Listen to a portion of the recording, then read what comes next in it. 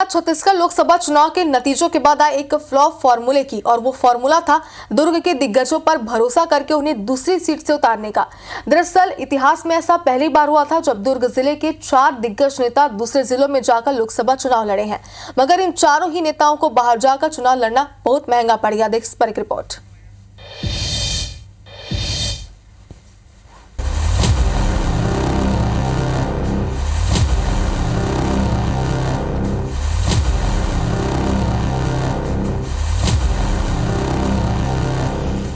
दुर्ग के ये वो 4 बड़े दिग्गज नेता हैं जो इस बार का लोकसभा चुनाव बड़ी दमदारी के साथ लड़े, मगर उन्हें अपना क्षेत्र छोड़कर बाहर जाकर चुनाव लड़ना भारी पड़ा क्योंकि वहां की जनता ने उन्हें सिरे से नकार दिया। दरअसल इस बार लोकसभा चुनाव के लिए कांग्रेस और बीजेपी ने जब अपने प्रत्याशियों की तस्वीर साफ की तो कांग्रेस ने दुर्ग जिले के नेताओं पर ज्यादा भरोसा किया और उन्हें प्रदेश की दूसरी सीटों पर मैदान में खड़ा किया, लेकिन मतदाताओं ने इन बाहरी प्रत्याशियों को नकार दिया। पूर्व सीएम भूपेश बघेल को पार्टी ने राजनांदगांव से मैदान में उतारा, जिसके बाद से ही कंट्रोवर्सी का दौर चल पड़ा और इसका असर नतीजों में भी साफ देखने को मिला। बीजेपी के संतोष पांडे ने उन्हें 44,411 वोट से मात दी। महासमुंद में साहू फैक्टर को साधने के लिए कांग्रेस ने चुनावी मैदान में पूर्व गृह मंत्री ताम्रध्वज साहू को उतारा, जो दुर्ग से सांसद भी रह चुके हैं, और नतीजा ये रहा कि महासमुंद में साहू फैक्टर नहीं चला और उनकी करीब 1,45,000 वोट से हार हुई।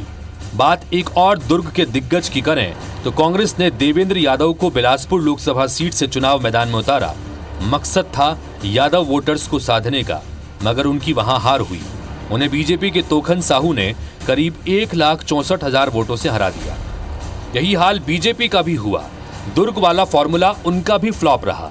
दुर्ग की बड़ी लीडर सरोज पांडे को पार्टी ने कोरबा से इस बार मैदान में उतारा था और सरोज पांडे को कोरबा में बाहरी होने का खामियाजा उठाना पड़ा और कांग्रेस की ज्योत्सना महंत से 43,283 वोट से सरोज पांडे हार गईं। जानकारों की माने तो इस चुनाव में स्थानीय और बाहरी का टैग लग गया था। जिन जिन क्षेत्रों में बाहरी प्रत्याशी चुनाव लड़े उन सभी क्षेत्रों में ये टैग लगा और जनता के बीच स्थानीय और बाहरी का मुद्दा गरमाया रहा।